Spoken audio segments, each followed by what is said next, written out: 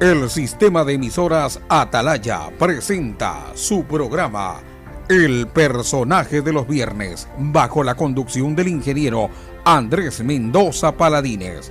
Anécdotas, hola, recuerdos ¿cómo y están, vivencias amigos especiales. Del Esto es El Personaje Bienvenidos. de los Viernes. Estamos Por los aquí 680 kilohertz de Atalaya, muy querido, una potencia muy en radio. especial. Bienvenidos. No solamente el deporte, el fútbol, sino del empresariado de nuestra ciudad, de nuestro país, y que lo hemos visto a lo largo de los años.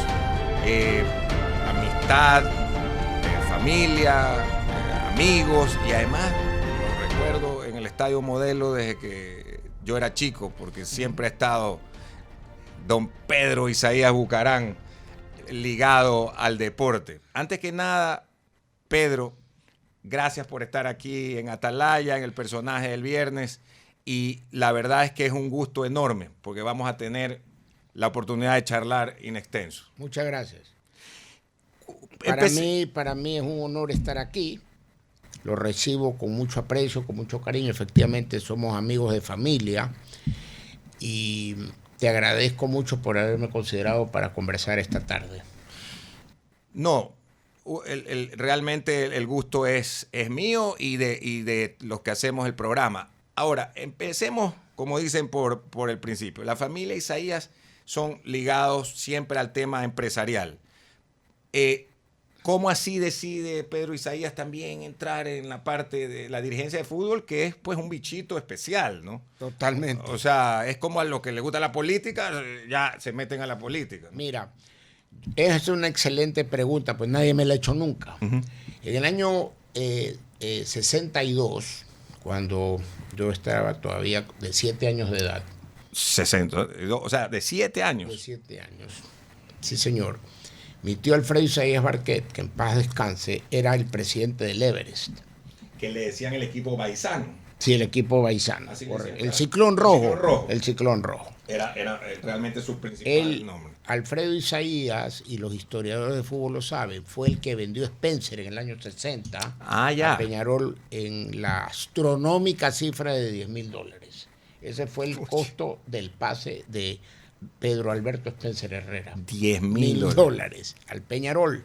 Muy bien, entonces él no tenía hijos varones, estaba en el fútbol y nos veíamos los domingos almorzando donde mi abuela, su madre, y alguna ocasión me dijo, vamos, te voy a llevar, y me hizo mascota del Everest. Yo tengo fotos y pruebas. Todo lo que te voy a hablar yo tengo pruebas, por si acaso. A ver si la hace llegar para ponerla aquí, algunas de las fotos, sobre todo las que son bonitas, historias, emblemáticas, ¿no? Sí.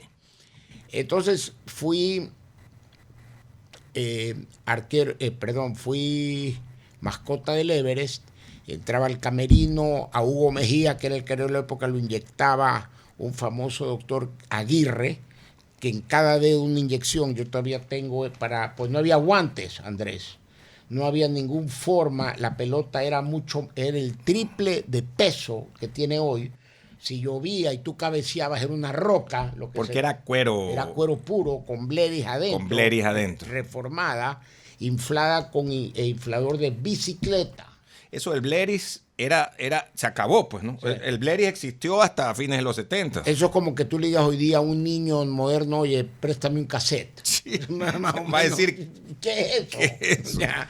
Y en definitiva, bueno, jugué fútbol y luego en el paso de mi colegio en Estados Unidos fui, pues, en esa época Estados Unidos era supremamente...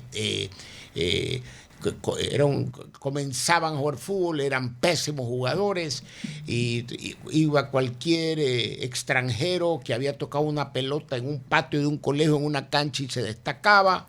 Me pasó eso y efectivamente se me prendió. Ah, ya, o sea, así fue. ¿Y por qué año más o menos eso de que fue a los Estados Unidos? Yo estuve en los Estados Unidos del año 70 al 74.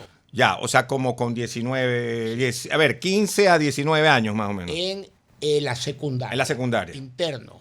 por mi mal comportamiento aquí en el Colegio San José. Mi mamá me castigó y me mandó un internado. Ah, ya, ok. O sea, era lasallano. Era lasallano. Pero desde la primaria. Desde la, no se llama primaria, sino se llama la preparatoria. Preparatoria. Con el actual presidente, era mi compañero de grado, Guillermo Lazo, entre otras personalidades. Así, ¿no? Claro. No, pues lasallano, Colegio San José era de... Y luego estudié universidad, también en Estados Unidos, del 74 al 78, el 77 realmente, donde regreso y ya me establecí. ¿También jugaba fútbol o no? ¿O ya no en la universidad? No, ahí me dediqué a estudiar. A estudiar, claro. Estudiar profundamente finanzas, contabilidad y matemáticas. ¿Y en qué ciudades estuviste? Yo estuve interno en una ciudad que se llama Garden City, que queda fuera de Nueva York, en Long Island. Ok. Ya que había gente ahí que nunca había ido, por decirte, a la ciudad de Nueva York, a Manhattan, ni la conocía. No habían ido. No existía. Y luego la universidad la hice en la Universidad de Boston. Okay. No se destacaba en deportes en fútbol, sino en hockey sobre hielo. Entonces, ya. El apodo es los Terriers. Los Terriers. Y está... Universidad de Boston es BU. BU. Famosa universidad. De BU. Famosa. El título también, por si acaso, el CENESID, no como lo que estoy oyendo últimamente, que no. Que no tiene. No hay. Sí.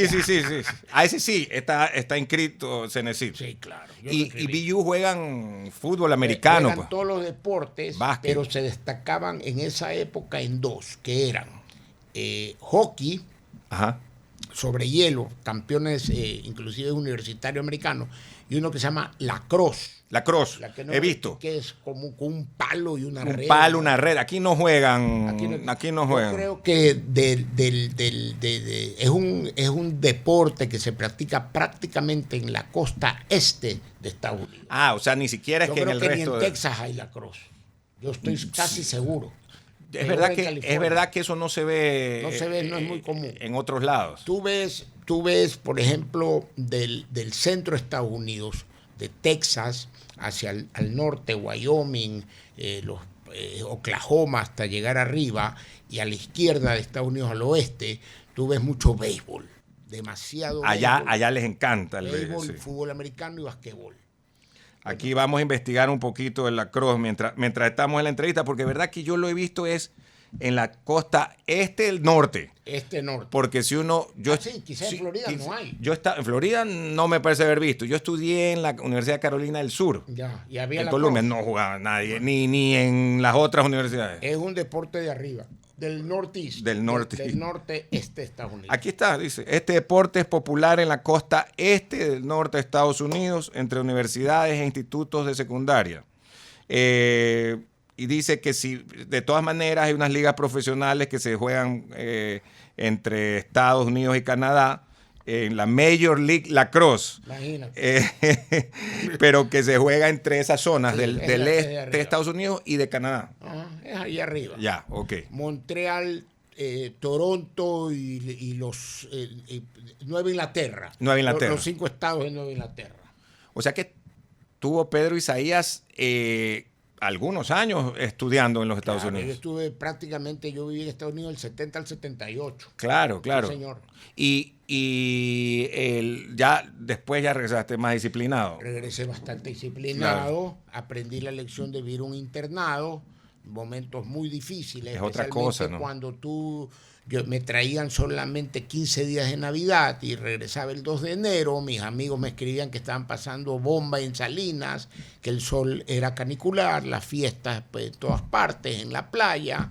En esa época todavía era incipiente el esquí acuático, y yo pues paleando nieve, oscureciendo a las 3 de la tarde, y imagínate, muy duro. Claro, eso es muy duro. Eso solo el que lo vive, ¿no? El que lo vive, muy duro. Sí, porque aquí la gente dice, uy, qué lindo, quisiera estar donde haya nieve, porque aquí nunca veo nieve. Tal. Otra cosa es vivir ahí. La nieve es linda cuando neva, y el primer día. El segundo día que se te pone negra y es un lodazal, tú no quieres saber de nieve.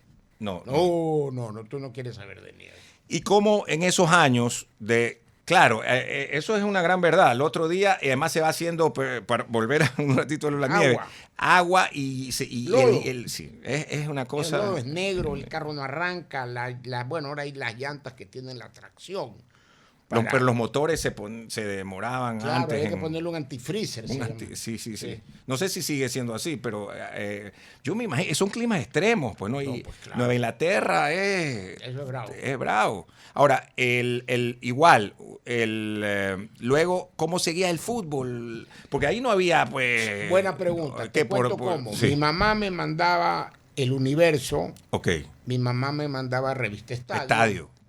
Y cuando yo tenía oportunidad de ir a la ciudad de Nueva York, que me encanta, por cierto, precioso, iba a un stand de periódicos latinoamericanos en la calle 42, en pleno Times Square, y había El Universo, pero de una semana atrás. Es decir, hoy día, viernes 7, yo conseguía El Universo del 30, por decirlo, del viernes 30 de junio. Ok, recién. Y era una joya lo que tenías ahí. Qué puchi, que era como... Qué increíble, así ¿no? funcionaba. Y la revista Estadio... La mandaba envuelta. Con un buyuco, claro. Desde Correos del Ecuador, en la calle Chile, y así funcionaba la vida. Onda corta no se cogía. Oíamos los domingos al famoso había un programa en las Américas. De La Voz de las Américas. La Voz de las Américas, con Pocho Rospignoli o algo así el apellido. Sí, Rospigliosi. Un famoso periodista de origen, creo que peruano. Sí, es peruano. Pocho Rospigliosi. Y daba los resultados de la fecha del Ecuador. Ya. Oías, Barcelona le ganó Emelec, o Emelec a Barcelona, Nacional con Liga, Politécnico con Aucas, 9 de octubre con los equipos de la época. Sí, claro. Del 9 de Valle. octubre, la Universidad Católica, los que existían en la época. América, sí. Ya, y entonces igual sí seguía fanático. Entonces, sí, claro, fanático. Ya, y luego regresas, 78, y ahí ya la parte empresarial y deportiva. Lo que sucede. Ajá. En el año 77 o 77, Miguel Marchán Solórzano, que en paz descanse, deja Barcelona y sube Pepe Tamariz Crespo, que todavía vive. Claro, Pepe. Sí fue porque yo recuerdo la campaña de Miguel Marchán que decía compromiso de guayaquileño, Barcelona 77. Sí. Hasta me hice socio ahí. No. Y luego entra Pepe Tamariz. ¿Pero es que él era el vicepresidente o no sé qué era? ¿Cómo? Ya. Pero él toma el equipo. Lo que pasa es que Miguel Marchán en esa época hizo un arreglo que él pagaba al entrenador Montoya y a ciertos jugadores. Al colombiano. A Leonardo Montoya. Y le pagaba a Lisiardi, que todavía vive. Le pagaba, claro, con porcentajes de la taquilla. Acuérdate tú que en esa época el ingreso en equipo de fútbol eran su taquilla y no existía nada más. Nada. Salvo vender un jugador. Ok. Porque los pases no eran contratos. Eran pases, ¿no? Era un pase y el propietario del pase podía ser un club o una persona natural. Tú podías ser dueño de un jugador. Sí, había personas que eran dueños de pases. Lo inscribías en un club X, ¿ya? En Everest, para usar el nombre, y Everest te reconocía que cuando hacía la transacción, el dinero era tuyo y tú le dabas una comisión por guardarte el pase. Ok. Ya. Cuando cambia el sistema a contratos, ese no es un sistema inventado por la FIFA. Ese es un sistema adoptado de los deportes americanos, fútbol americano, béisbol americano, basquetbol americano, hockey sobre hielo y el fútbol ahora. Son los 5 predominantes, donde los deportistas, los distintos jugadores, no tienen dueño, sino un contrato. Y el club es el propietario del contrato. Por eso existe la rescisión. Es que yo me acuerdo de la época de los pases. Y de pronto cambió en nuestro fútbol. Cambió América, cambió Conmebol, cambió el mundo. Cambió el mundo, ¿no? Cambió el mundo. Que me parece que es absolutamente válido y lógico porque un ser humano no puede ser esclavo o tener... dueño. Dueño. Sí, porque terminamos siendo un dueño. ¿Te acuerdas? Que todo el mundo decía el dueño, el pase, y a veces decían personas. Ya, ok. Entonces son contratos. Te comento que es importante esto. Entonces, Pepe Tamariz convoca a un muy querido amigo mío ya fallecido, el economista Leonardo Stack Descalzi, para Claro, que sea el presidente extraordinario. de la Comisión de Fútbol de Menores. Ok. Y él me lleva a trabajar en Barcelona en el año 78. Trabajamos con Pepín Villagrán, era nuestro entrenador. Pepín era el entrenador. Pepín Villagrán Lara era el entrenador y era el que armaba el equipo. Me acuerdo muy claro de eso. También tengo prueba de mis carnets de esa época de Barcelona. ¿De socio o de dirigente? De socio, que luego me borraron, otra triste historia. Y de... Eso es típico del Barcelona, ¿no? Sí. Depende, cambio de directivas y lo borran. Sí, y te borran o te habilitan. O te habilitan. Eso es a discreción del presidente. Del presidente, sí. Y si quiere para la próxima elección que esté o no esté. Y el título también de la Comisión de Fútbol de esa época. Entonces ahí, simultáneamente en el 79, ya Filambanco Club de Fútbol se comenzó a armar con Miguel Baduy y me dice, oye, tú no puedes estar en Barcelona, tú tienes que venir conmigo. ¿En qué año se comenzó a armar? 79. Ah, 78, yo pensé 79. que había sido en el 85. No. Ya, o sea, mucho. En el 85 ya estaba dando casi sus últimos pininos. El Filambanco. Pero no fue por ahí que la Copa Libertadores estaba. El 87. El 87, claro, que estaba Santibáñez. En el 87 nos robaron el campeonato. Sí, me acuerdo. En el 85, para hablarte con frialdad y con precisión. Entonces, ¿qué ocurre? Que Filambanco en esa época había comprado la categoría, un club que se llamaba Rosarinos. Ok. Ese era el club. Guayas tenía 3 divisiones. La primera, que básicamente eran Barcelona, Emelec, Octubre, Everest. Básicamente. La segunda, que estaba por decirte Norteamérica, Patria, Estudiantes del Guayas, Liga Deportiva y Liga Deportiva Universitaria. Y la tercera, estaba Rosarinos, Boca Juniors, Autoridad Portuaria, de los que Bugancavilca, de los que me acuerdo vagamente. Entonces, Filambanco compra la categoría de Rosarinos. Ok. ¿Ya? Y comienza su proceso subir. a subir. De tercera a segunda, de segunda a primera, de segunda, claro. De segunda hace el campeonato nacional y sube a primera y se queda en primero unos buenos años. Entonces, claro, necesitamos en la Asociación de Fútbol del Guayas, que era un ente representativo de Guayaquil. Súper. Ahorita nadie, si le preguntan a la gente, no. Era representativo. Muy bien. Era además, yo no sé si el dueño o administraba el estadio Modelo. No. Los clubes, ajá, en esa época, como ninguno tenía estadio, las asociaciones provinciales eran las organizadoras del espectáculo. Ah, ok. Por eso es que la ASO Guayas organiza los boletos y todo. Tú puedes ver en algún historiador que de repente saca una cartelera de un domingo y tú ves organizado por Fede Guayas, dueña del estadio, cobra un porcentaje, y por ASO Guayas. Manuelito Aduma. Y Chedraui. Señor. Y cobraba un porcentaje y Lazo Guayas organizábamos todo lo que tenía que ver con la taquilla, el espectáculo, el pago de los árbitros, la administración de los bares y todo lo que esto tenía que ver. Hasta que los clubes comenzaron a tener sus propios estadios y con justísima razón me tocó vivirlo en el año 85, que ya estaba el estadio de Barcelona ya por arrancar y decía, oye, ¿cómo tú puedes administrarme a mí mi propio dinero, mi propio estadio, mi propio todo? Y comenzaron a tener las divergencias entre los equipos de fútbol y las asociaciones provinciales. AFNA en Quito, básicamente, que hay estadio de Liga, de Independiente, de Aucas, ¿no es verdad? Lo del estadio de Atahualpa es raro, y aquí hay Barcelona y Emelec. Claro. Entonces, ocurrió exactamente eso, que las asociaciones provinciales fueron perdiendo completamente el protagonismo. Porque antes ellos eran los organizadores Eran los dueños de la plata y los organizadores de todo. Entonces tú ibas a un banco, me pasó a mí con el Banco del Pacífico, y venía el presidente de turno, que voy a omitir su nombre porque es mi queridísimo amigo, todavía vive, y me dice, oye Pedro, me dice, el banco, si tú no firmas como ASO Guayas, no me da la plata. 500,000 sucres, toma, firmado, vamos. Ya. Entonces los clubes tenían que ir a ver a la ASO Guayas. Tenían que tener el respaldo de la garantía de quien les administraba el dinero. Claro, si no, no.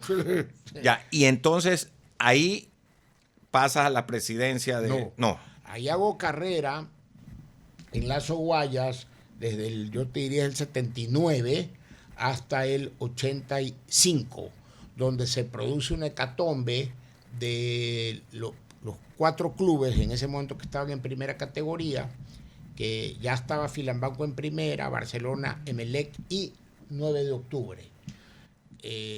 Estos 4 equipos eran muy fuertes. 9 de octubre era buen equipo, bueno, ¿no? Con Omar Quintana. Con Omar Quintana. Que ya estaba arriba, y entonces deciden darle un golpe de estado a las Oguayas.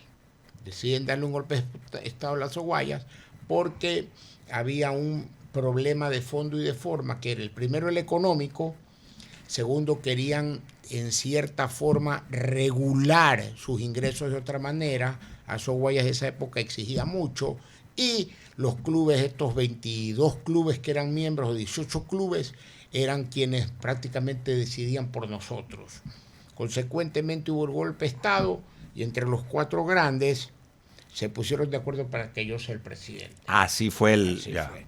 Entonces yo entré exactamente en el año 85, hicimos una reforma estatutaria para que el periodo sea no de 1 año, sino de 2, y con reelecciones. Entonces completé el 85, la reforma se hizo del 86 al 88, como quien dice, una primera elección, porque completé el periodo anterior, y la segunda se hizo del 88 al 90. Consecuentemente, duré 5 años de presidente de Azoguayas. No sé si es un buen periodo. Es muy buen periodo. Para la época era excelente. ¿Cuánto duraban normalmente? 2. Claro, 2 años. Yo me acuerdo que Elías Guates fue, ¿no? Yo sucedí a Elías Guates. Elías Guates, claro. Roberto Ponce. Me sucedió a mí. Ya. Me sucedió a mí.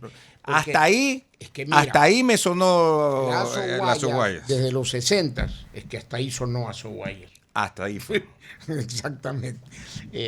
Mira, ¿qué ocurrió? Que durante todos esos años, la hegemonía de Barcelona y Emelec era de tal naturaleza que era 1 año Barcelona, 1 año Emelec. 1 año Barcelona, 1 año Emelec. Hasta que entré yo, pues, que era Filambanco. Claro. Y los rompí. Okay. Pero cuando yo termino, le tocaba a Roberto Ponce Emelec nuevamente ser...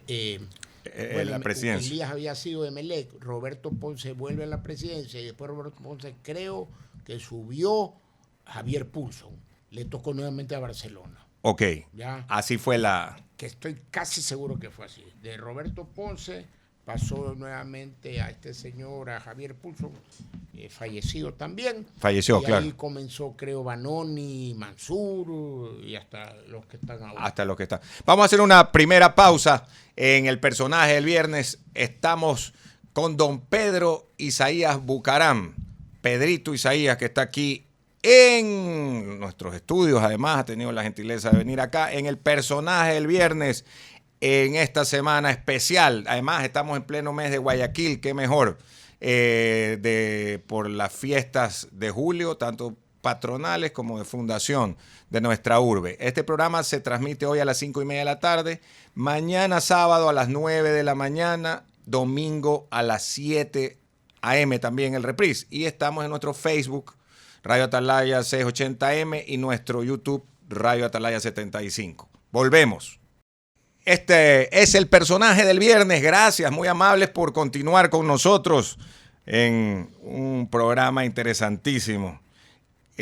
A propósito, antes que se nos olvide, porque se nos va pasando cronología, estábamos viendo el dato que Pedro Isaías Bucaram fue diputado, lo que es hoy asambleísta, es decir, parlamentario, del año 86 al año 90. 88. A 88. 2 años era, 84, perdón. No, 88. No, eran, en esa época la elección se llamaba diputado provincial. Provincial. Y era cada 2 años.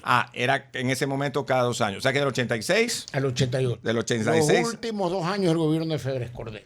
Y fue electo por las listas 4 en esa época de CFP, Concentración de Fuerzas Populares. La misma que viste. ¿Y cómo así?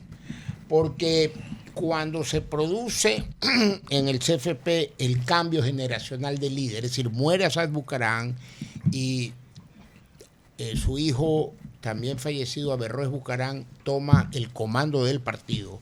Él buscó nuevas caras Y la cara más visible que encontró, que por supuesto hizo un gran papel en el año 84 en la campaña entre León y Borja, se llama Ángel Duarte Valverde. Recuerdo, Ya. brillante. Ángel Duarte Valverde corre en el 84, estuvo a punto de entrar a la segunda vuelta, León le ganó, el CFP apoya a León en la segunda vuelta, Averroes Bucaram pasa a ser el presidente del Congreso Nacional en el 84 con León, y en el 82 se producen las elecciones de medio término, como se llamaban. Entonces Ángel Duarte, para reforzar su siguiente campaña electoral, se postula para ser diputado provincial. Ah, ya, ok. Ya. Él se Y postula. él se postula. Y no había distritos, había un solo. No es como ahora que el distrito 1, el distrito 2, el distrito 3. No, Era había uno solo por la provincia. Así es. Exacto. Y me escoge a mí de segundo de él Ya. en la lista, que es el término exacto. Y ganamos. O sea, el segundo en Guayas. Segundo en Guayas. Y gano el ¿Y claro, cómo era es, provincial. y tu relación con Ángel Duarte de dónde viene? Mi relación con Ángel Duarte viene primero por mi papá, porque fueron, a pesar que mi papá es mucho mayor, fueron compañeros en la Universidad Central, en el estudio de la jurisprudencia y las leyes. ¿En Quito? No, aquí en la Universidad Central de aquí, ya, sí. ok. Y eran dirigentes, inclusive yo tengo un póster que Ángel me lo regaló, un póster de una campaña de esas de los estudiantes, y hacían binomio. Pero en esa época mi papá era primero y Ángel después. Me dice, mire, me dice Pedrito, ahora es al revés, ahora yo soy primero y usted segundo. Sí. Qué increíble, Increíble. ¿no? O sea, habían sido dirigentes estudiantiles, de que era tan poderosa la famosa FEWE, ¿no? Exacto. No era FEWE. No era FEWE. Era de la facultad. De la facultad. De la Universidad Central de Guayaquil. Pero es que, claro, la de Derecho siempre ha sido la facultad por naturaleza política. Exactamente. Después en la Universidad Católica, Entonces, para los que así estudiaron ahí después. Entonces ganamos y fuimos diputados 2 años. En el 88 él vuelve a correr, Ya. pero ya no fue mal. Y ahí comienza realmente. En el 88 ya no tuvo la ya fuerza del quedamos 84. quinto o sexto, algo así. Ya el 88 gana Borja. En el 88 gana Borja y hay un Creo como... que Abdalá llega segundo. si Claro, mal no recuerdo. Abdalá va a la segunda vuelta. O sea, también Abdalá y el PRE toman el espacio que tenía CFP. Exactamente. Sí, ¿no? CFP tiende a morir, Ujú. el PRE comienza a subir y lo que quedaba del CFP pasó al PRE. Claro, así fue. Ahora, en ese bloque del año 86, 88, recuerdo que también de CFP era, por ejemplo, Leonardo Escobar Bravo. Él era el diputado nacional, por eso el que estaba ahí. 4 años. 4 años.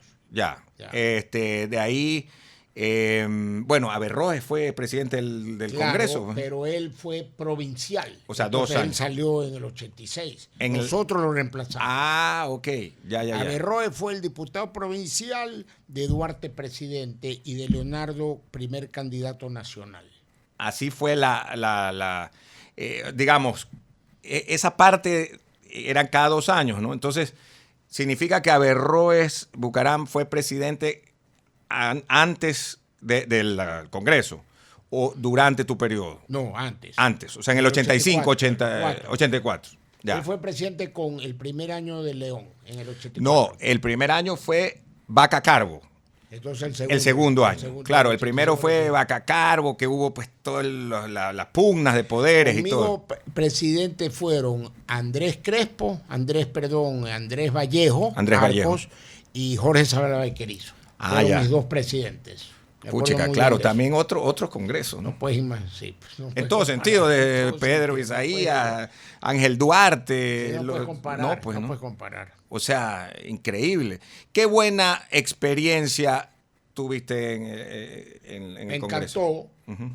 Me encantó Quito, vivir en Quito, prácticamente no venía ni a Guayaquil los fines de semana, era conversar o almorzar con Carlos Feroblum, con Jorge Zavala Vaquerizo, con Yamil Maguad, con Andrés Valle, una sola cofradía, en los almuerzos ahí porque entrábamos realmente a las 9, 10 de la mañana Ajá. y el periodo de sesiones arrancaba a las 5 de la tarde.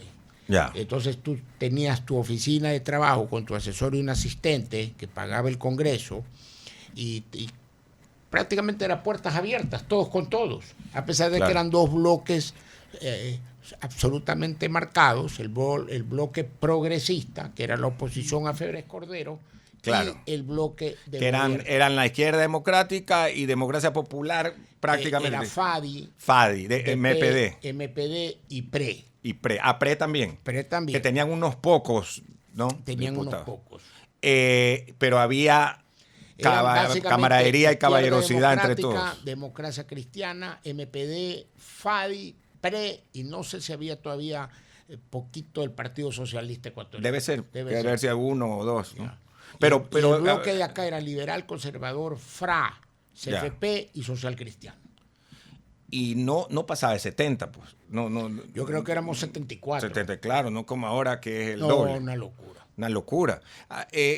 A propósito, en ese momento, y para terminar esta parte del Congreso, los viajes a Quito, esto sí, porque los chicos y chicas jóvenes no se acuerdan ni van a saberlo, era mucho más fácil ir al aeropuerto en el centro, pues, de Quito. Claro. por Ahora uno para ir y venir es una historia, una hora de Tababela. supuesto. Y el costo. Y el costo que es, pero $30 solo el taxi. Pues. Una locura. Y el costo de los pasajes también. También. Bueno, nos pagaban un pasaje semanal. Uno semanal. Yo creo que todavía existe. Pero en eso. TAMI o en cualquier aerolínea. Era en TAMI. En TAMI, sí. En Eso TAMI. entiendo que lo hacían hasta hace poco, pero ya no hay TAMI. Pues, ¿no? Ya. Ahora les han de pagar en otra aerolínea. No tengo idea cómo es ahora. Nos pagaban un pasaje semanal y nos daban un bono de vivienda, que creo que todavía existe eso. Sí. Más el sueldo en sucres que nos hacían firmar siempre muy puntuales. Siempre muy puntual. Muy puntual. Aquí tenemos un también ex legislador cefepista, que fue muy bueno, Julio Ayala Serra. Lo conozco muy bien, mi buen amigo. Claro. Que sí. Un saludo para él. Un saludo para Julio, que ahora vive en Palmar, se fue a vivir allá no te creo, en la costa. comuna Palmar, en la costa. Sí, decidió ya jubilarse, que no lo molesten, ni él andar molestando. Tiene allá un lindo terreno al lado de la costa y viene pues 1 o 2 veces. Envidia sana. Sí, envidia sana. Y yendo a la parte, antes que de hacer la siguiente pausa, yo me acuerdo mucho del hotel en el centro, Doral. el Doral. Ya. ¿Cómo nace El Hotel Doral nace, en primer lugar, para ponerte en autos, Sí, con la partida o la terminación del Hotel Continental y de la familia Brusone como hoteleros, tú estás frente al hotelero más antiguo de Guayaquil. Así, Yo ¿no? con los Miraglia. Hoy día creo que Vittorio Miraglia y yo debemos ser los hoteleros más antiguos de Guayaquil. Imagínate. del Palace. Del Palace. Y el Doral. El Doral es un negocio que era un edificio de abogados, Ok. ¿ya? Pero cobrarle los 50 sucres, los 80 sucres era un tormento, porque nadie pagaba. No, y abogado peor. Peor. Entonces, mi mamá decidió conmigo y mi primo Estefano, debo reconocerlo también, los tres, resolvimos sacarlos, limpiar el edificio y hacer un nuevo diseño de oficinas más grandes, ya con un baño independiente, porque los baños eran un solo baño por piso. Ya. Era un edificio calero. Un edificio de los primeros del centro de Guayaquil. Al frente de los del correo. rascacielos de Guayaquil. Y un Ajá. día pasa, mientras yo estaba ahí en la construcción, un señor griego, John Sampracos, y me dice, ¿qué está haciendo? Pues, bueno, un edificio de oficinas modernas, ya comenzaban las representaciones, entonces habían personas que representaban firmas japonesas, taiwanesas, chinas, que necesitaban pues un showroom más amplio, qué sé yo. Y entonces me dice, no, yo le quiero alquilar esto para hotel. A ver, ¿cómo es el negocio? Me explicó, nos pusimos de acuerdo, el señor le entregó el hotel en el año 80 y quebró en el 82. Enseguida. Y entonces yo En la época de la crisis de la devaluación también, ¿no? había devaluación. Devaluación, claro, me acuerdo. Eso es parte de su quiebra. De su quiebra. Y fin de la historia, me tengo que hacer yo cargo del hotel. Pero ¿qué ocurre? Esto es muy gracioso. Ujú. Yo voy de tarde, ya cuando este tipo me deja una carta y me dice, yo tengo que fugar, esto es suyo. Yo llego al hotel a ver por dónde arrancaba y habían unas, ¿cómo se llama? Cadenas de fierro. Y la gente del Club Deportivo Everest tocándome la puerta. ¿Por qué había pasado? Los empleados, en su justo derecho a reclamar que no habían cobrado, que el jefe se les había ido, encerraron a los huéspedes adentro. Fue un escándalo. El Coaviso No lo puede debe ser. tener, claro. El Coaviso lo tiene que tener Registrado. Ujú. Y comienzan a llegar los acreedores a llevarse por donde tú la cocina, los muebles, con los Lo que podían. Juan Carlos Guzmán Carminiani, que en paz descanse también, era el intendente. Ah, en esa época, claro, que fue un intendente recordado, Juan Carlos Guzmán Carminiano. Entonces viene y el presidente del Club Deportivo Everest es mi gran amigo, don Eduardo Azar Mejía. Ah, ya, sí, claro. Y jugaban un miércoles y tú, perdón, a las 4 de la tarde. Y esto era a las 3 de la tarde y el equipo no podía ir al Estadio Modelo. ¿Qué hacemos? Le digo, déjeme ver cómo hacemos. Entonces le digo al jefe del sindicato que está ahí, le digo, oiga, déme espacio, saquemos al Everest. El resto de la gente, téngamela aquí hasta más tarde, como vamos a arreglar. Pero saquemos al Everest. Entonces me dice, pero se tienen que ir, como quien dice, por la puerta de atrás. Para que no vean que... Y eso hicimos y sacamos al Everest. Porque estaba encerrado. Estaban encerrados. Qué increíble esa Increíble. historia, ¿no? Qué anécdota, ¿no? Entonces manejé el hotel hasta desde el año 80 que lo inauguré, luego hice el Hotel Ramada, también. Ah, el Ramada también. También. Es que esa, decía yo, porque el Hotel Ramada ha sido el Grupo Isaías, ¿no? Hasta que después el gobierno de Rafael Correa En el 2008 lo lo incautó. se me robaron el nombre también. Así, ¿no? Claro, porque el nombre no es del hotel, el nombre es de una compañía mía que lo alquilaba al hotel. Ya, o sea que no le correspondía tener. No, yo tenía un fee mensual o bimensual por el uso del nombre. Del nombre. Y el Perdí Doral. la causa. Ah, no. Perdí la causa en el IEP, bueno, en el año 8, ¿no? Bueno, o sea, cuando estaban ellos. Claro. Pero el Doral, una época estaba Best Western, ¿no? La Lo cadena hice Best de Western. la cadena Best Western. Eso es me correcto. acuerdo. Sí, señor, es correcto. Y ya ahora ya no es No, tuyo. yo lo tengo alquilado Ok. a unos señores casualmente de la China. Nos va muy bien. Yo decidí en cierta forma salirme de la administración, Ajá. pero sigo vinculado a la hotelería, obviamente. Claro, pero ellos son los que lo Ellos lo operan. operan, sí. Claro. Yo no lo administro. Y en tema empresarial, o sea, ustedes, yo sé que tienen muchas áreas, pero en la parte de bienes raíces, en donde existen muchas propiedades, ¿en algún momento estuviste también en eso de construcción? Es mi actividad principal. Hoy por Esa hoy, es la actividad principal. Pero no construyo, administro. Ok. ya. Administro bienes inmuebles. Claro, que eso es importantísimo. Claro. En diferentes lugares. Claro, en diferentes lugares. ¿Y eso es fácil o Es muy difícil porque la ley hoy por hoy es muy contemplativa con el inquilino moroso. Entonces no es tan fácil llegar a un acuerdo con una persona que no ha pagado, que no ha cumplido, que si no ha pagado la luz se te lleva toda la luz del edificio, de los locales comerciales. Claro. Todo eso. Entonces es complicado. Los medidores quedan a nombre muchas veces del edificio o en lugar Sí, del señor. moroso. Ajá. Claro, Es endosable la deuda. entonces es un problema. Es un lío. Vamos a hacer la segunda pausa comercial para seguir hablando de esta parte empresarial y ya entrar al asunto de la Federación Ecuatoriana de Fútbol. Además, me queda esta duda. ¿Es cierto o no que Pedro Isaías es hoy por hoy el ecuatoriano viviente que más mundiales ha visto? Sin duda alguna. ¿Es así? Sí, tengo 13 mundiales a bordo. Que en el Ecuador no lo Desde tiene el nadie. 70, pienso yo. 74, 74, 78, Alemania. 82, 86, 90, 94, 98, 2, 6, 10, 14, 18 y 22. O sea, además continuos. Continuos. 13 mundiales, continuos. 13 mundiales. Tengo pruebas también, De cada uno. de todos. Fotos, me imagino. Desde el ente autártico. de Argentina. Sí, señor. Ah, ya. Tengo de eso, pero arranqué en Alemania 74.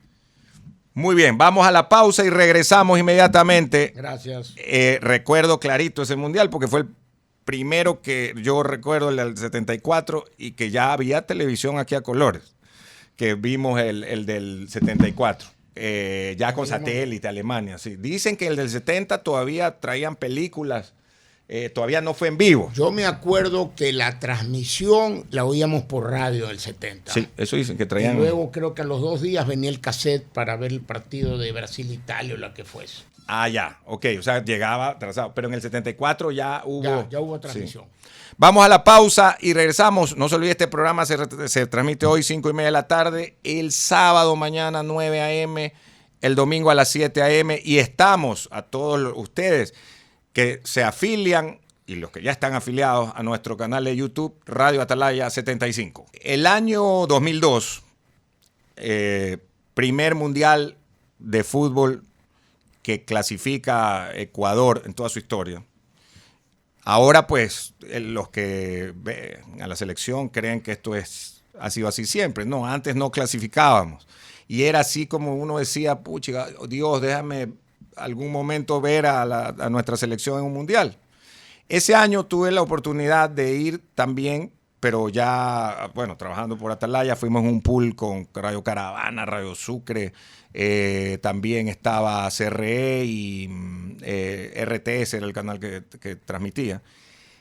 Y me acuerdo habernos encontrado allá con Pedro Isaías, luego en el 2006 nuevamente en Alemania, y se daba una situación totalmente nueva, diferente. Es decir, antes viajábamos a los mundiales sin selección. Entonces, de aquí la gente, todos queríamos entradas, pues cuando entra Ecuador a los mundiales, ¿no? Es verdad. Claro, entonces todo el mundo decía, uy, ¿cómo consigo?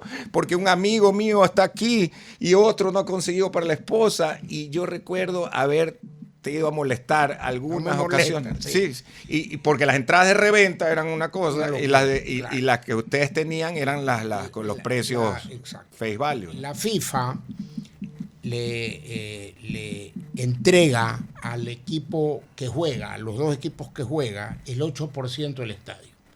El mundial es de los sponsors. Ok. Esos son los dueños de la fiesta. Ellos son los... Ya. Sí. El resto del estadio se divide y los últimos aficionados en tener acceso son los equipos que participan. En este caso Ecuador, por decirte, con Inglaterra. Si estuviste ahí en el 2006. Claro, y me acuerdo ahí en que estuvimos en Stuttgart, que todos queríamos entrar. Entonces, en esa época, la federación, en los dos mundiales, en el 2 y en el 6, me designó, y en el 14 también. También. En Brasil, sí, los 3 mundiales.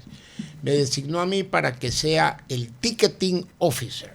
El ticketing officer, así como hay un officer de seguridad, de logística, de médico y otros más, hay un ticketing officer. Ok. Entonces por cada selección, cada federación. Sí. Y entonces yo era el ticketing officer del Ecuador. Ya. Muy bien, entonces yo iba a las reuniones antes y me daban el 8% del estadio. Entonces, para que tengas tú una idea, y el público también, nuestro primer partido de fútbol en un mundial fue en Sapporo contra Italia. Contra Italia. Un estadio de más o menos 70,000 personas. ¿Correcto? Grande. ¿Cuánto es el 5%? El 8%. 5,600. Ok. Cuando yo traigo las entradas al Ecuador y veo que se vendieron 2,000, Ajá. ya, yo le dije al presidente, porque le digo, ¿sabes qué es lo que hay que hacer? Hay que devolver estas entradas a la FIFA. Cuando yo llamo al quien yo tenía con quien tenía yo pues la interacción. Ah, claro, como la contraparte de la FIFA. Contraparte de la FIFA.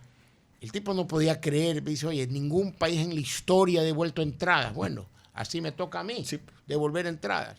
¿Y qué hicieron? Se las vendieron a los italianos.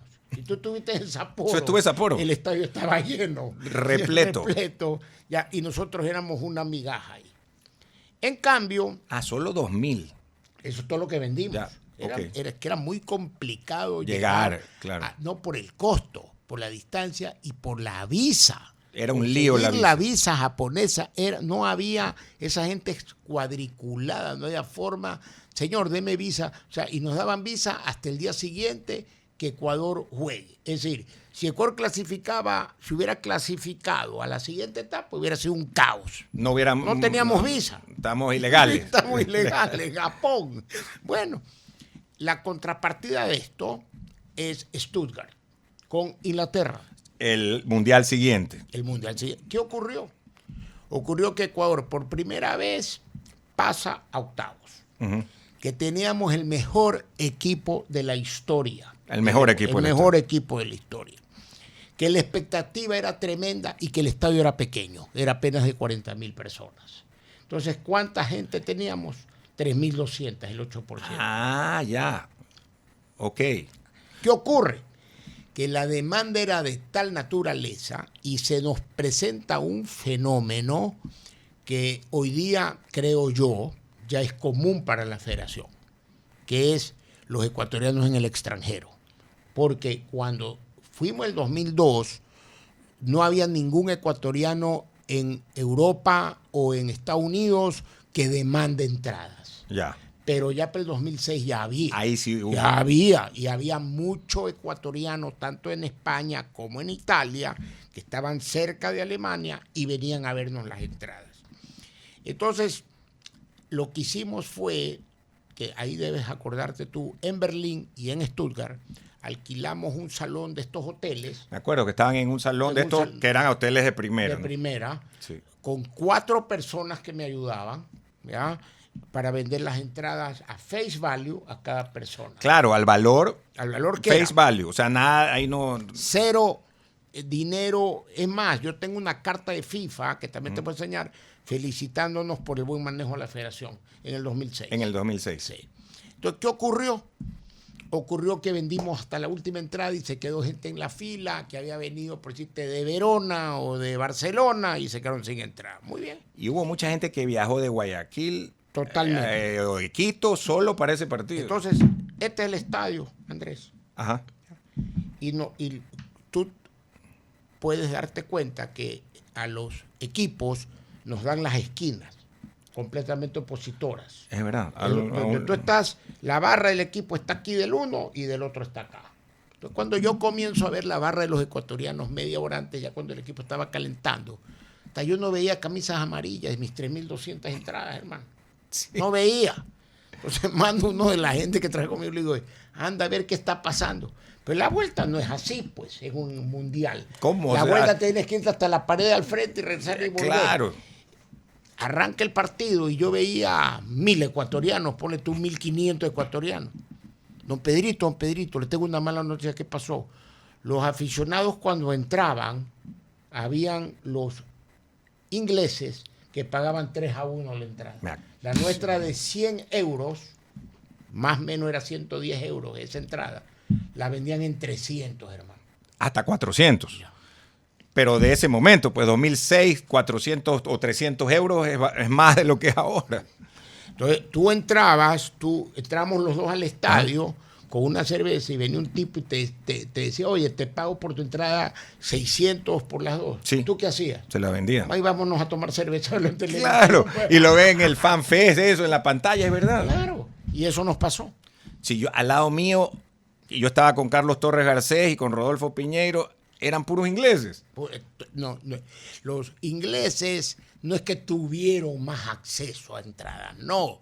Los ingleses lo que tuvieron fue el poder de compra de lo de los ecuatorianos. Claro. Eso fue todo. Para ellos no era una cifra cara, digamos. Así como te estoy hablando que ecuatorianos de España, de Italia y de otros lares fueron al partido. Imagínate la cantidad de ingleses. Si tú hoy día ves un partido de un equipo inglés en la Champions, ¿ya?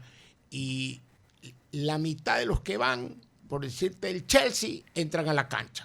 Y la otra mitad está afuera del estadio y en el centro de la ciudad y a donde sea chupando. Claro, no les interesa en un momento determinado entrar al estadio.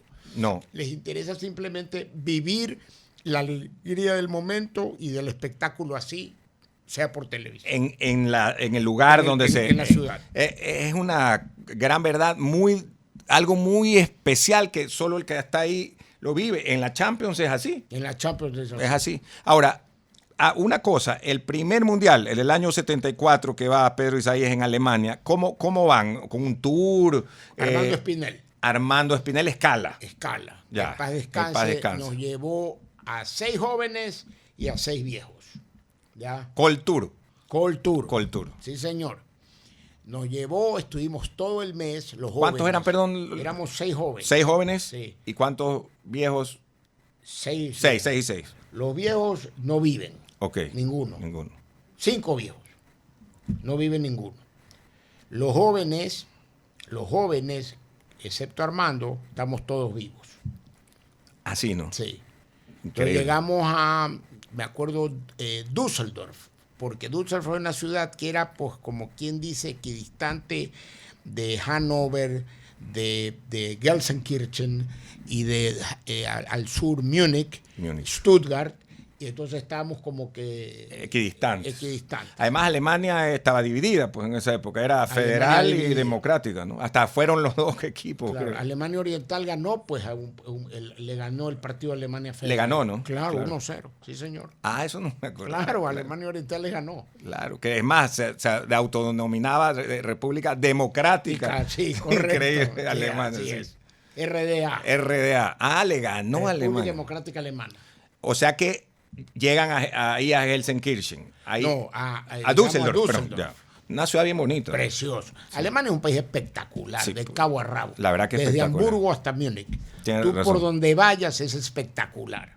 A mí el Mundial del 2006 me pareció extraordinario. Y yo en el 2006, como estaba en este trabajo de ticketing officer, yo tenía que viajar por ejemplo, el partido ya jugábamos, por decirte, el primer partido que creo que jugamos en Hamburgo, o en Gelsenkirchen. En el Gelsenkirchen, sí. Segundo en Hamburgo. Segundo partido en Hamburgo. Entonces, terminaba el partido y como eran 3 días, yo tenía que transportarme con el bus, uno de los 2 buses que nos daba FIFA, a la siguiente ciudad, por transporte carretera. Entonces íbamos con Felipe Caicedo, que lo habían llevado, ¿ya? El equipo médico, el equipo de la cocina, el equipo de logística, utilería, y yo, y un asistente técnico para preparar, como quien dice, la avanzada. ¿Ya? Llegaban antes. Llegábamos antes. 3 días. Y qué belleza de carreteras, de paisajes, de ambiente. Me lo recorrí en carro, hermano. Las 4 ciudades que estuvimos. Espectacular. Yo recuerdo que los trenes, porque nosotros usamos mucho tren, eran gratis para la prensa. Entonces íbamos... Así fue en Qatar. Así fue en Qatar. En Qatar era gratis para todo el mundo. Los trenes. El subway. Y luego se convertía en tren y te dejaba en la puerta del estadio. Gratis. Te dejaba en la iglesia acá. Sí. Sí, te dejaba en la iglesia Pero acá. qué increíble. Increíble. ¿No? Bueno, entonces el 70... algunos estadios, ¿no? No eran todos. No.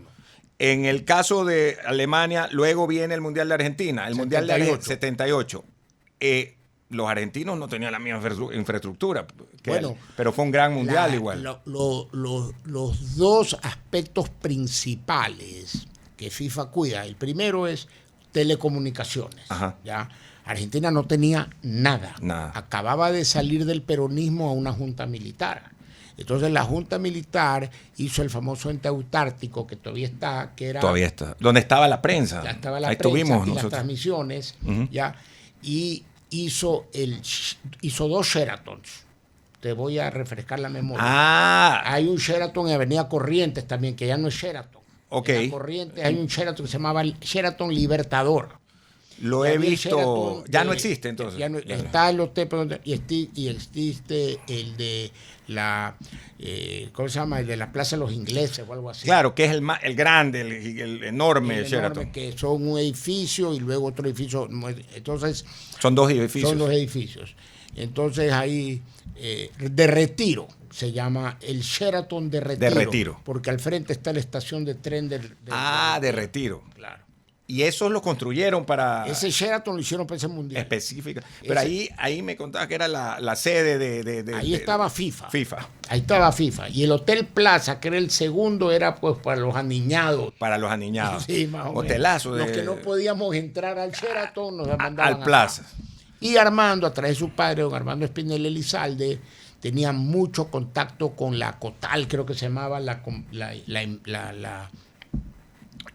organización de agencias de viajes de toda América del Sur o América Latina, y él había sido presidente, teníamos muy buenos contactos para todo este tipo de cosas. Ah, pero quedaba perfecto. Quedaba muy bien. Eso fue en el 78, también estuvimos en Mendoza. ¿Y en qué se iban? ¿En avión? ¿Hasta Mendoza? A Mendoza fuimos en avión. En avión, ya. A Mar del Plata en carro. A Mar del Plata es lejos, 500 kilómetros. Sí. Fuimos también a Rosario. Ok. Y la otra sede fue Córdoba, que esa sí no la pisamos. Ahí, Rosario jugó ese famoso partido Argentina con Brasil, ¿no? Mira, dentro de mis anécdotas mundial te tengo otra que es espectacular. Yo debo ser una de las pocas personas en el mundo, que ha estado en los 4 partidos de Argentina y Brasil en los mundiales. ¿En los 4? En los 4. ¿Ha habido 4? Ha habido 4. Ah, no, eso estaba pensando cuántos habrá. Hay 4. El primero fue el 78, perdón, ya. el 74. En el 78 fue. 78 es este famoso en Rosario. En ¿no? Rosario. En el 82 en Sarriá. Sí, en España. En España. Ya con Maradona y todo. El de Italia. El que pierde, el gol de Caniggia. El del gol de Caniggia. Yo creo que son 4. Estos 3 los tengo muy presentes. Creo que ya lo voy a googlear ahorita para decirlo exactamente. Creo que el 74 hubo, no estoy muy seguro. Ha estado en los 4. En los 4 ha estado, o los 3. Ok. Increíble, ¿no? Nunca más se ha dado. Desde Italia 90, Brasil y Argentina no han vuelto a enfrentarse en un mundial. Desde Italia 90. Yo estoy seguro. O sea, desde ese gol, el de Caniggia, con el pase de Maradona que estaba infiltrado. Ajá. Porque tenía lesión, ¿no? Ahí estuvimos. A ver, yo no tengo idea de chequear eso. Ya, aquí lo veo en Google. Aquí le ponemos partidos.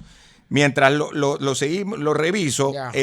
Luego viene. Es importante ese dato. Claro, sí. Viene el Mundial de México. No, 74. No, digo 78. Ya, 82, España. También en Tour. Sí, siempre con Armando. Ya, es que más adelante yo sé que en Tour, pero ya vas por la federación. Bueno, fui a 3 por la federación. A 3 o sea, desde que Ecuador... A los 3 que Ecuador clasificó voy con la federación. Pero el 2010, que yo era miembro de la federación y no clasificamos, yo fui por cuenta propia a Sudáfrica. A Sudáfrica. Yo no fui por nada de la federación. No, pues. ¿Y qué era? ¿Un tour o...? Hicimos un grupo. Un viaje éramos 6 personas. Armaron un paquete. Ajá, 6 personas, armamos un paquete y nos topamos allá con una familia ecuatoriana que también van a todos los mundiales. Y eso es lo que hicimos.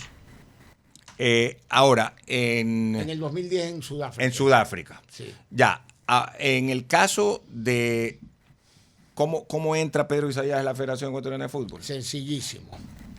Yo entro porque yo con Elías Guate y con Cesario Carrera apoyamos al señor Solo interrumpo, 4 partidos. Es 4 partidos, te dije. ¿Cuál es el cuarto que me falta? A ver, dice aquí ganados, 1 victoria de Argentina, empatados 1 y hay 2 victorias de Brasil. Ahora vamos a ver. El primero en el 74. Te dije. El segundo en el 78. Te dije. El tercero en el 82. Y el cuarto en el 90. ¿Te lo dijo o no te lo dijo? Sí. El último. Estuve en los 4. Ahí están los 4. Estuve en los 4. En los 4. Sí, señor. El del 74 no me acuerdo. Un primo mío ha estado en 3. Ah, sí, ¿no? Ajá. Chuta. Un compañero mío de todos estos mundiales. Excepto Sudáfrica. Excepto Sudáfrica. Ha estado en todos conmigo. O sea, tiene 12. Uno menos. Entonces... sí, adelante. Está unas fotos ahí para... muchas gracias. Sí. Me la pasas, ¿ah? Claro. Entonces, claro, yo fui como ticketing officer a los 3 mundiales, el 2, el 6 y el 14. el de Brasil, que también clasificamos. Ah, ya, claro, 2014. El 10, yo es fui como aficionado, siendo todavía parte de la federación.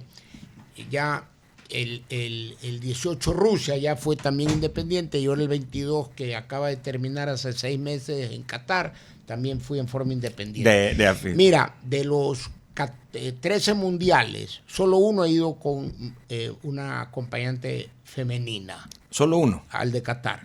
Así Nunca no. antes había llevado ni a ninguna mujer conmigo a un pareja, mundial. hija, nada. Nada, cero. Allá. Sí, allá debuté también. Este debut. Sí. Qué buena, eso es un buen punto. Es también. Un gran punto, porque nunca pensé llevar a una fémina conmigo en un mundial. Porque es complicado. Es complicado. Si no le gusta el fútbol a la mujer es complicado, porque tú no vas a turistear, tú vas al fútbol. Claro, sí, por eso el partido a las 4 o 5 de la tarde, perdiste el día. Y si al día siguiente tienes que irte a otra ciudad para ver el siguiente partido, también pierdes el día. O sea, no es un tour que una mujer normal, me comprendes, que tiene otro tipo de intereses en la vida, le va a gustar ese paseo. No, pues además que ve uno no solo el partido que va, sino que ves los partidos todo el día. Y la caminata. La comida, tú sabes que muchas veces tiene que comer en un estadio, no es pues lo que una mujer aspira y espera.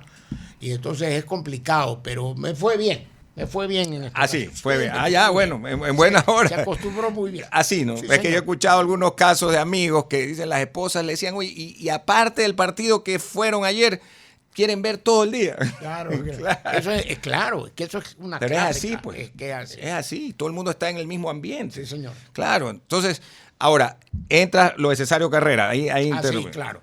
Entonces, hicimos la campaña y luego Armando Espinel, cuando vivía en San Borondón, una de las primeras casas en San Borondón, le hace una comida, un almuerzo a Chiriboga para que venga y conozca gente de Guayaquil.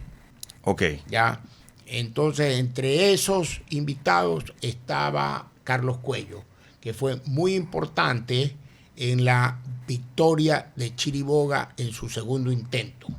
Porque el primer intento de Chiriboga fue con Rollero.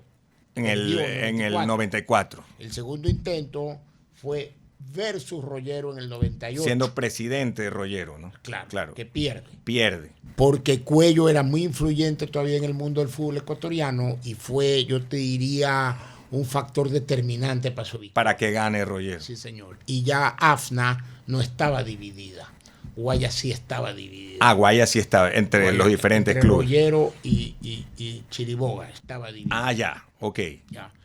Entonces... en el 98 gana y ya llegan al Mundial de Francia ya con la nueva, aunque Ecuador no clasificó, ya estaba la nueva federación. Sí. Pero yo no era parte de. Todavía no. No. Entonces, Carlos Cuello, y debo reconocerlo, es quien le dice a Chiriboga, mira, para todos estos comités de funcionamiento que tú necesitas guayaquileños, que le recomiendo a algunos, entre esos nombres me recomienda a mí. Así fue. Así fue. Y Carlos Cuello me recomendó originalmente para la Comisión de Asuntos Internacionales, que es donde yo entro, a la Comisión de Asuntos Internacionales. ¿Qué hacía la Comisión? Bueno, la Comisión de Asuntos Internacionales muchas veces tenía que ir a Paraguay, a la sede de la Conmebol, por algún motivo de relaciones internacionales, de partidos de fútbol, de protocolo, etcétera. Pero yo le dije, como el año 2000, cuando vino el bolillo, le dije, ¿sabes qué, presidente? Yo para esto no estoy. Yo soy un hombre de fútbol, yo necesito, hermano, oler el césped, tocar la red y la pelota. Si yo no estoy en eso, hasta aquí llego. Entonces me dijo, ya está bien, te voy a presentar a este entrenador que hemos traído. Si el tipo te parece bien, congenias con él, te llevas bien, entras a la comisión de selecciones. Y así fue. Fuimos a una comisión, a una cena en un restaurante aquí en Guayaquil con el bolillo. Luego fui a Quito. El bolillo dijo, yo en Quito no voy a vivir. Se vino a vivir a Guayaquil. Vivía acá el bolillo, entonces. El segundo año viví acá. Ok. El primer año vivió en Quito. Él es paisa, es de Medellín, ¿no? Él es de Medellín. Ya. Sí, pues tienen un clima más abrigadito. Exactamente. Claro. Y él vivía en Río Negro, él no vivía en Medellín. Ni siquiera. Es como decir vivir en Bucay. Ok. En una zona de lindas haciendas. De lindas haciendas. De otro clima. Ajá, otro clima Sí, templado. Claro. Él es como vivir en Bucay. Yo creo que la diferencia es, la comparativa es exacta. Exacto. Sí. Yeah. Entonces, resulta ser que cuando él se viene ya a vivir a Guayaquil, yo prácticamente era su amigo. Entonces andábamos juntos, salíamos juntos. Yo estaban siempre. No siempre, bueno, pero con a alguna menudo. regularidad. El otro gran amigo de él era Aldo Vanoni.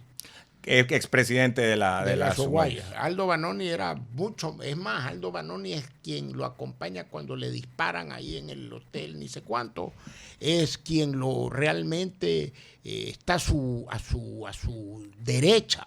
Está al lado. Sí, Aldo se porta muy bien con él. Y que después ya se quería ir, pues. El bolillo. Se fue y fue esta comitiva a verlo. Claro. Y Aldo al regreso me dijo, mira, Aldo me llamó y me dijo, mira, el bolillo quiere que tú sigas en la comisión, ¿estás dispuesto a seguir? Claro, le dije, yo estoy dispuesto a seguir.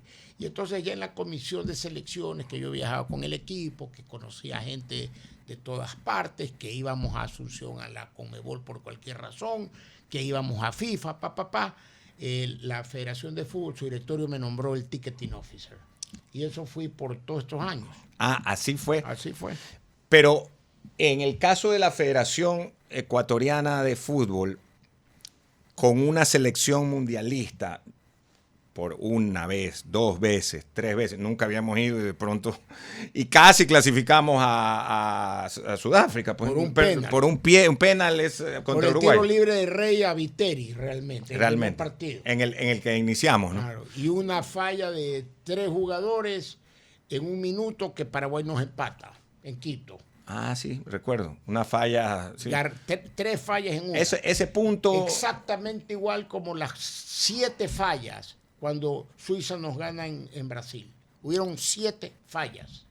Durante el partido. En el minuto que nos meten el gol. En el minuto y medio, 2 minutos previos al gol suizo, Ecuador hace 7 errores. Y ahí, claro, fue. Suiza agarra la pelota, ajá, nos contraatacan y nos clavan. Claro, esas cosas yo no había. Son cosas que no pasan en la vida. No pasan en la vida y justo, ¿no? Bueno, en este caso, la federación obviamente tiene otra presencia, la selección tiene otra presencia, todos teníamos otra presencia, la prensa tenía otra presencia. Los tiempos cambian. Los tiempos cambian. ¿Qué tal fue esos 3 procesos? El de Bolillo, el de Luis Fernando Suárez y el de Reinaldo Rueda. Distintos. Bueno, y Bisueta, que no clasificó, pero estuvo también. Sí. Bueno, lo de él fue absolutamente circunstancial. Circunstancial fue un encargo, ¿no? Claro.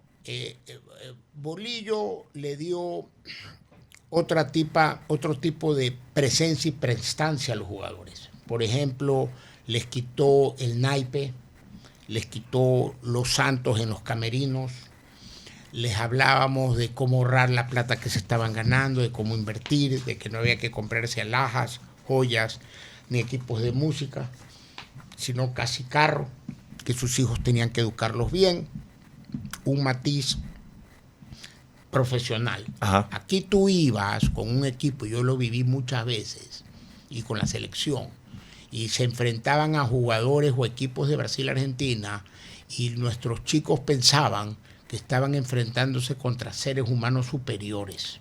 O sea, había un complejo. La diferencia era brutal, astronómica. Era mental el asunto. Era mental. No, ahora ya no pasa. No. Tú ibas, por ejemplo, con Barcelona al estadio de Huracán. Ajá. Y en el trayecto de Buenos Aires, que tú lo conoces mejor que yo, desde el centro hasta Huracán. No diga que lo conozco mejor. Lo conozco, pero no como... Ya, hermano, tú veías esos jugadores temblando en el bus. Iban con pánico. Iban a enfrentarse a seres humanos superiores. Claro, no es que igual fútbol. Ahora claro. es igual. Ahora es igual. En el 2006, como tuvo Suárez el mejor equipo de la historia del Ecuador, hablando futbolísticamente, ya había gente afuera, que jugaban afuera, había gente ya con otra mentalidad, con otra educación, con otro comportamiento, fue supremamente, yo te diría, una luna de miel esa selección. Y ya una no selección... hubo ningún conflicto de nada. De nada. Una selección madura, además, ¿no? Jugadores que jugaban afuera, ya... Y Rueda es un hombre, gran estratega, Ya. pero muy parco. No transmite lo que tiene. Ok. Es un tipo muy frío. O sea, no es motivador. No es motivador, pero es un gran estratega. Entonces, Sí, pues ha llevado a varias selecciones, no solo a Ecuador, a igual mundiales. Igual que Suárez. Está en Costa Rica, ¿no? Ya sí, y creo que llevó también a Honduras. A Honduras y a El Salvador. Sí. A Honduras claro, cuando jugamos con Honduras en el Mundial de Brasil, creo que es. Ok. Nos topamos en el túnel. Se encontró. Ahí Claro, a los que salen los equipos nos encontramos ahí, nos dimos abrazos. Al profe, al nuestro, claro. Sí, y Bisuete fue circunstancial. Suárez perdió en Paraguay, renunció en la cancha. Sí. Vino Bisuete, que ya estaba, como dicen en el béisbol, on deck. Ya estaba listo para el bateo. Para entrar. Ya. Y le tocó un cuesta arriba, porque no era un tipo que estaba preparado para manejar una selección de fútbol. No. De mayores no, porque él venía de la de inferiores, Yo creo. diría que sí, exacto. De las mayores no estaba preparado. Y esa es la historia. En el caso de la federación actual, yo he visto algunas críticas de Pedro Isaías Bucarán. La realidad es que la sede de la federación está en Guayaquil, pero no funciona en Guayaquil. Hay una paralela en Quito, me informan. Si no funciona. No, en Guayaquil no funciona. Por otro lado... Las deudas, los balances. Eso no sabía. Bueno, mejor que no lo sepas. Tiene muchas deudas, pero los ingresos han de ser... absolutamente inexactos, por decirlo menos. Firmados hace muchos años por las mismas personas, balances absolutamente inexactos. ¿Y cómo puede ser si los ingresos deben de ser los mismos, hasta yo más? También quiero lo mismo. Yo he pedido que me lo aclaren, debatir con algún funcionario de la federación que sepa de números, de contabilidad, de finanzas, estado de pérdidas y ganancias, de balances generales, que me expliquen cómo contabilizan en un asiento contable tal cosa cuando no corresponde, pero lamentablemente no hay. No hay. Pero esos dineros, bueno, la ley de deporte creo que les da autonomía, ¿no? A la federación. No. La ley de deporte te da autonomía, pero lo que contribuye el Estado ecuatoriano, por el valor que sea, tiene Contraloría General del Estado. O sea, por esa parte. Sí, en la parte que contribuye el Estado. Me invento, si te contribuyen con $1,000, Contraloría puede entrar por los $1,000. Ya. Pero nada más que los $1,000. O sea, no puede entrar por los sponsors o derechos de televisión. Por los 10 millones que da FIFA, Contraloría General del Estado no tiene nada que hacer. No tiene nada que hacer. Ya, pensé que... No, señor. Ya, o sea, solo por la plata del Estado. Pero yo no sé ahora, pero en la época que ustedes estaban, el Estado... Daba $80,000. Pero no es nada. Nada. O sea, del presupuesto anual. El presupuesto en esa época era, creo yo, 4 millones, 5 millones, 6 millones. Hoy día creo que es mucho más. Algo ha cambiado mucho también, creo yo, en los últimos años, el tema de la selección, y es la presencia de Independiente del Valle. Por supuesto. Eso ha permitido una cantidad de jugadores que no... Es un trabajo admirable. Si guardamos las proporciones y los 40 años de diferencia, Miguel Baduy con Filambanco era exactamente el mismo concepto. Sí, el mismo concepto. Y salieron una serie de jugadores de esa época. Asistencia médica, asistencia social a los padres, asociado de estudios, de buen trato en lo personal a los jugadores que venían de provincias, casa, carro, buena alimentación. La sede, pues. La sede que era, ahora la hicieron pedazos, pero esos Samanes era maravilloso. Con satélites en distintas ciudades del Ecuador para captar jugadores, series inferiores, o sea, es el mismo concepto exacto. Ha cambiado en 40 años, obviamente. Claro. Pero yo le aplaudo a Michel, el trabajo es formidable. Es formidable.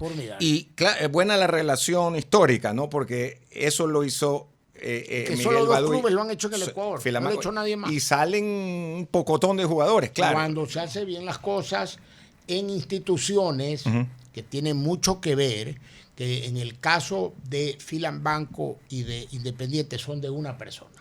Claro. No es un club. No, es que hay diferentes. Un club cada 4 años. Si mañana viene un club X, Everest, y cambia, y tiene todo esto armado, y cambia el dirigente B al dirigente Z, eso va a cambiar. Eso cambia. Y quieren hacer otra cosa. ¿Qué jugadores se van y qué jugadores se quedan? Así es. ¿Qué entrenador se va, qué entrenador se queda? ¿Qué dirigente se va, qué se queda? Pero si tú tienes la misma cabeza por mucho tiempo en el mundo del fútbol, los conceptos, los procesos ruedan. Y eso no es de estos dos que estamos hablando. Eso pasa hasta en el Real Madrid, cuando han tenido dirigentes de larga data, sí, o en cualquier equipo del mundo. Claro que... O como hoy por hoy en Argentina, que es un gran ejemplo, River, los grandes, que ya está encaminado el proceso. Está encadenado. Ajá, ya lo encadenan. Está encadenado. Entonces nadie se puede salir del proceso de sacar jugadores, de administrar el club, de la finanza del club, de la operación del club. Puede cambiar la directiva, pero el proceso está encadenado. Queremos agradecerle a don Pedro Isaías Bucarán, quien, como decíamos al inicio, amigos de familia, antes de antecesores con él. Vamos, y además así es, y ahora con los menores, así es. Tenemos 3 generaciones de amistad. 3 generaciones de amistad. Así es que y que así siga siendo. Así es. Nos vamos a despedir en el personaje el viernes, un gran programa. Después de esto, volvemos con la programación regular del sistema de emisoras Atalaya. No se olviden que estamos transmitiendo a través del Facebook Live, Radio Atalaya C80M, y del YouTube, Radio Atalaya 75. Gracias.